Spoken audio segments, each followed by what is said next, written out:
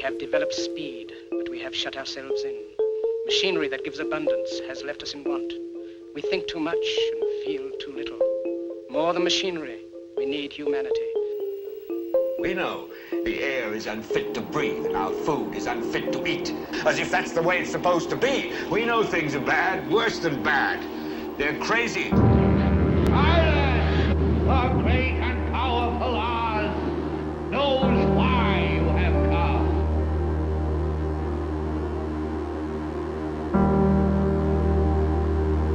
You've got to say, I'm a human being. God damn it. My life has value. You have meddled with the primal forces of nature. Don't give yourselves to brutes, men who despise you, enslave you, who regiment your lives, tell you what to do, what to think, or what to feel, who drill you, diet you, treat you like cattle, use you as cannon fodder. Don't give yourselves to these unnatural men with machine minds and machine hearts.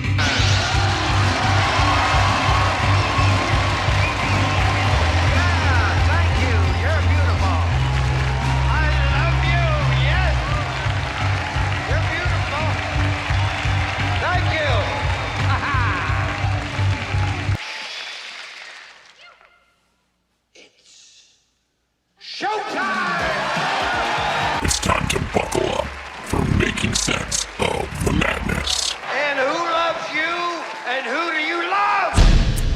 Hey everybody, Jason Bermas here, and it is good to be back from being on the road. And if you tuned in over the weekend on Saturday, I did about a 30-minute video in my car about the Glenn Greenwald tapes that leaked online. And I did it, number one, because I had some time to kill, but number two, because I don't generally focus on social issues as much as political ones unless they are driving us into authoritarianism or transhumanism. Okay? People's personal lives, to me, are personal, and I think I address that in the proper manner.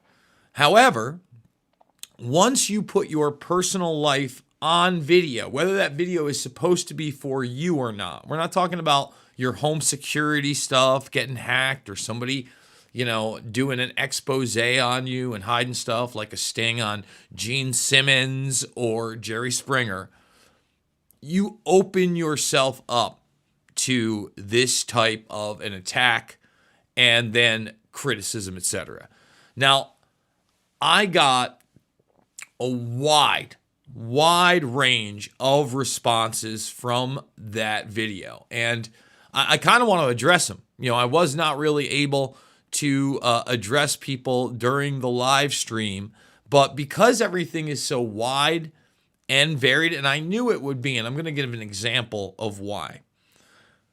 Whenever you get into morals and social mores and things especially to do with sexual behavior, the gloves are off, the spectrum is real, and it is huge, okay? You're going to have religious opinions. You are going to have opinions of subcultures, fetish cultures, kink cultures, you name it. And I'm going to say it again. What goes on between two consenting adults, that's fine. That you do your thing in private. When you make it public, you open yourself up.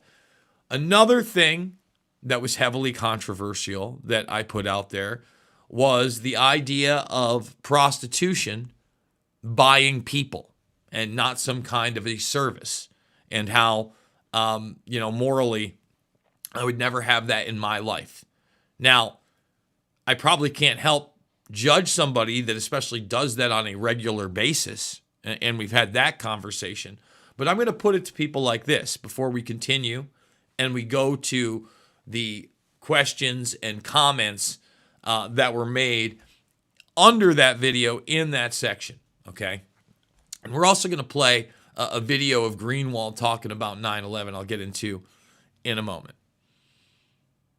the abortion issue has never been my hill to die on. You know, I began to speak more vocally about it when we started talking about 6 months, 7 months, up until birth. I was born at 7 months. Okay? I mean, that's all I can say to that. And I've always said this. In my personal life, it would be a no-go. However, in my personal life, in certain situations, it's not even my decision. In fact, all situations. Which I think is absolutely grotesque. That half of the parent gets zero say. I want to say that. But you don't hear me talk about it much. I wouldn't even consider myself a quote-unquote pro-lifer. Okay? But if I'm looking to start a family and I'm looking to get into a relationship with somebody, if that person has had several abortions,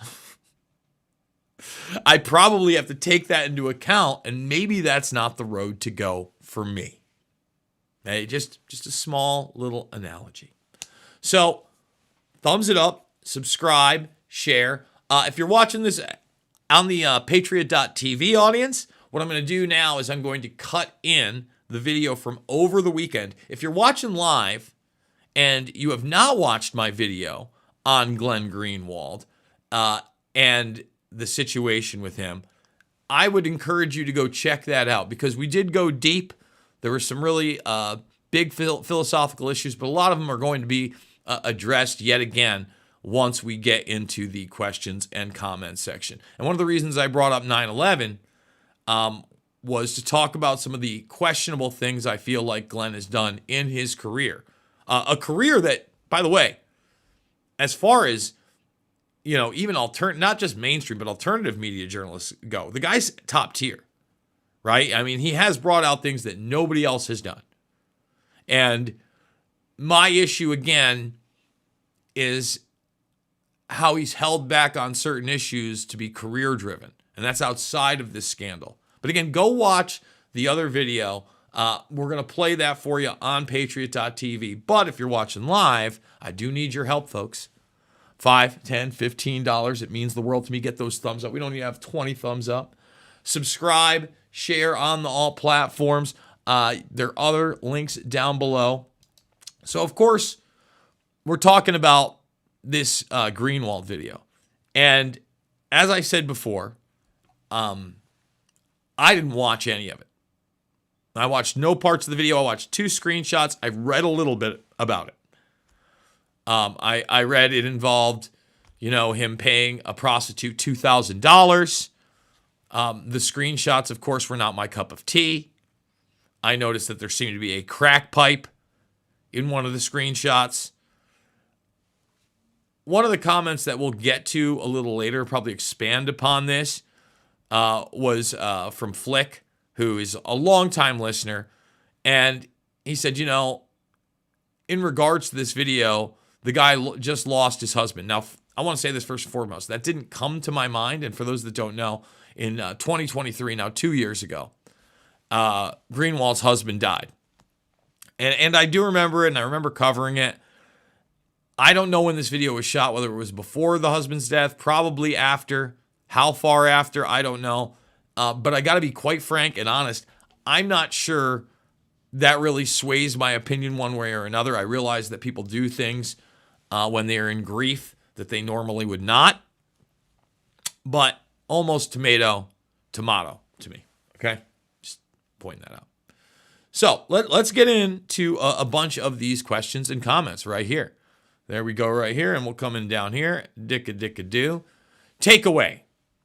Berm is more of a square than I even thought, yet has more ex-girlfriends than the average man.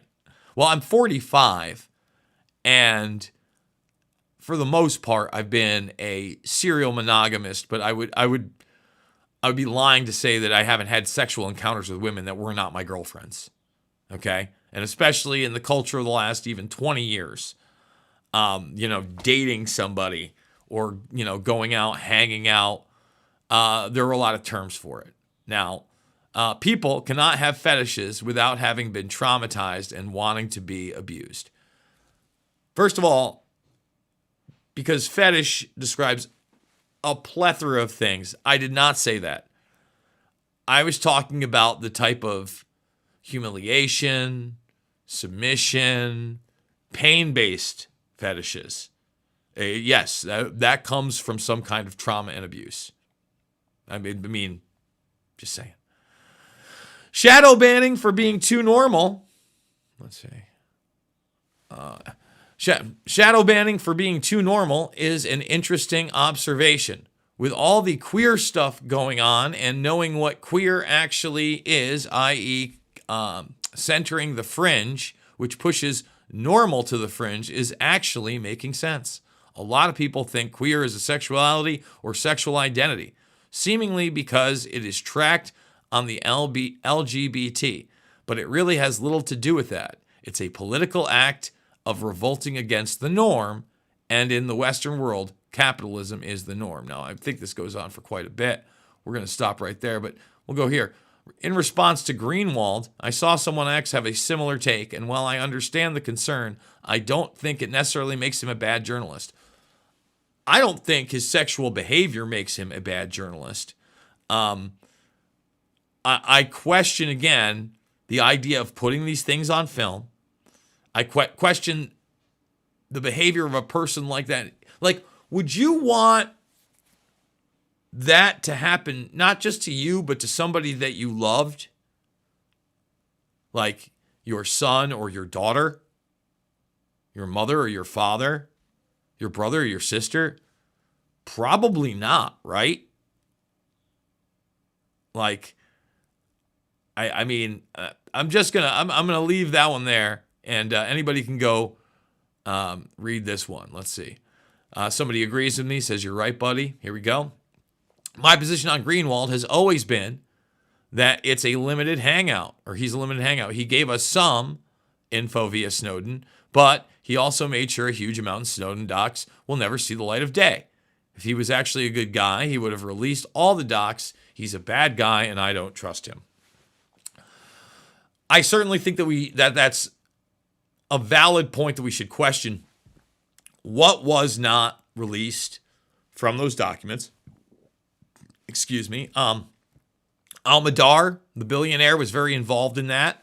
It led to Glenn creating The Intercept and, eventually leaving The Intercept.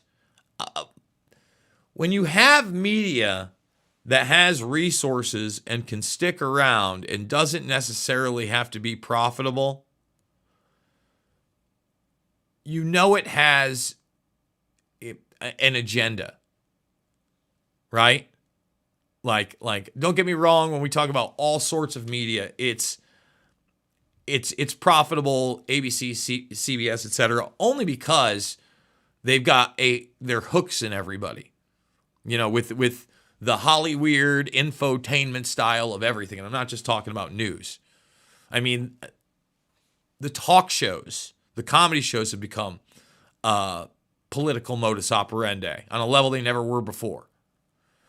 But when you look at how many of these, alternative media operations get going, they've got to remain profitable. Most don't. And that's why most go under. Just point that out.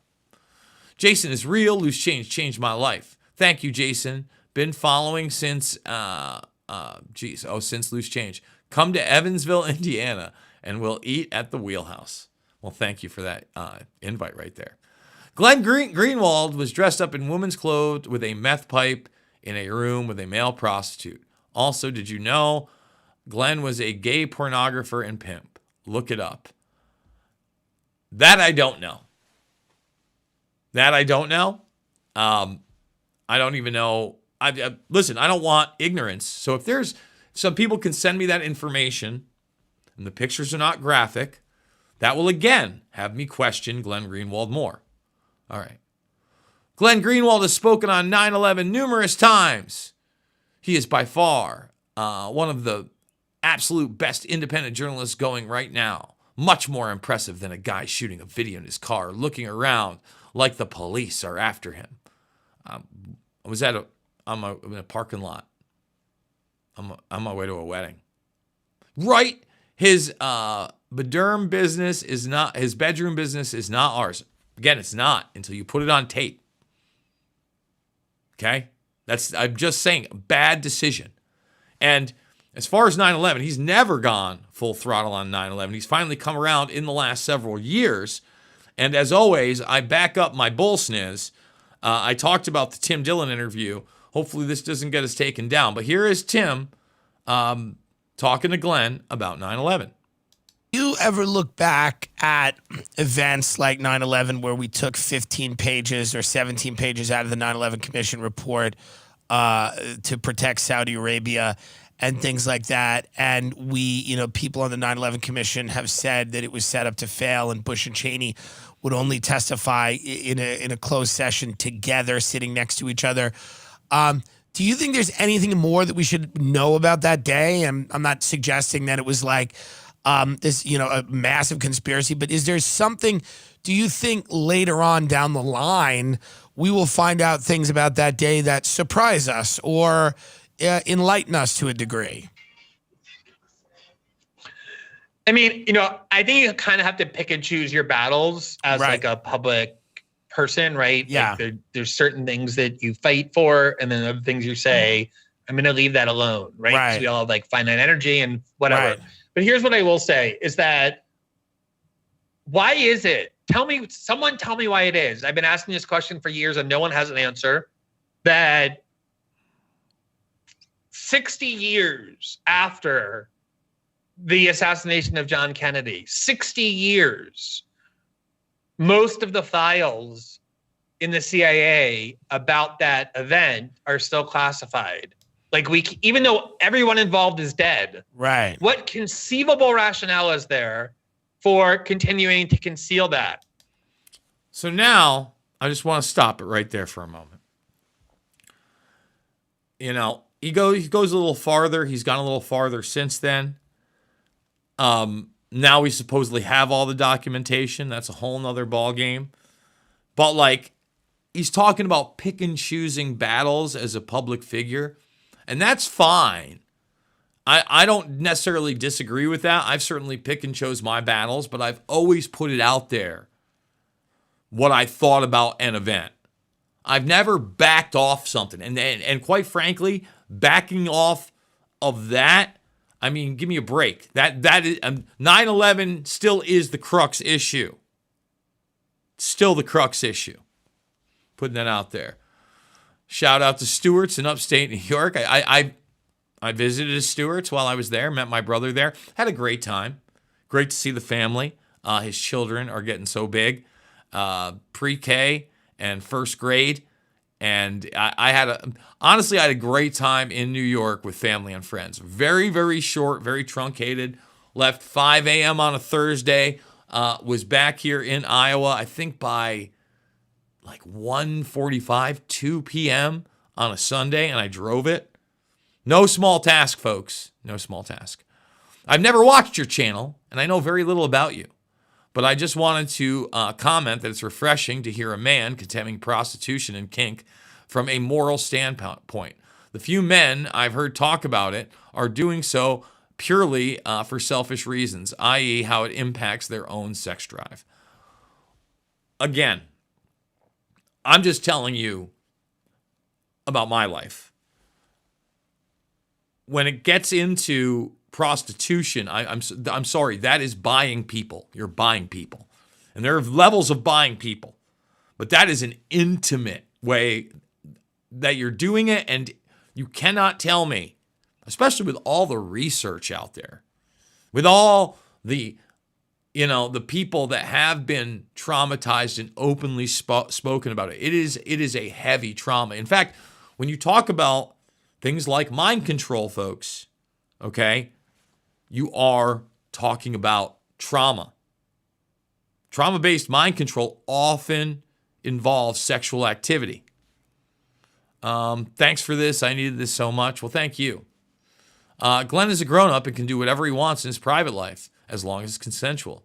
I bet you'd be shocked at the things a lot of quote unquote normal people do in private. None of our business. Keep it private. I've said it before. And listen, if you want to be open about it, that's fine. That's fine. The prostitution thing, if you watched the video, obviously, and you commented, so I hope you did, is really one of the things that bothered me. That the stuff that he's stayed away from, that bothers me. The behavior of using hard drugs bothers me. It's not just gay prostitution, prostitution in general. It bothers me. And I'm not trying to get on my high horse here. We're all hypocrites. We all do bad things. Okay? We all have things that we don't want other people to know about. I'm not calling for, the end of porn or anything like that. I'm not saying it's necessarily healthy either. Okay? But again, there are levels to this. There's so many people that want to talk about human trafficking. And I know a lot of people focus on the child trafficking, but look, a lot of those people that are trafficked as adults, they had abuse as a child as well. That is your cup of tea, obviously. Everyone else was like, who cares? Mind your own business. I had to stop watching this video and read the transcript to realize how dumb the entire video was. Okay. Again, you're allowed to have your opinion. Thank you. I've been very depressed and have lost faith mainly in men because of porn addiction that spirals down into child pee, sadism, humiliation, and death. Like, again, the humiliation stuff, speaking of the, mainline pornography, so much has become quote unquote incestuous. You're now seeing it like on jokes. Like back in the day, like Family Guy would crack a joke about like the casting couch videos. But now it's all about the family stuff, the brother and sister, the dad and daughter stuff. It's not even like the step stuff. Of course, it's not real.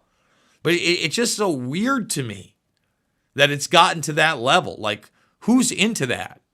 Like, really? And I realize there are a lot of broken homes out there. But, I had a stepsister. It never even crossed my mind. Let's see.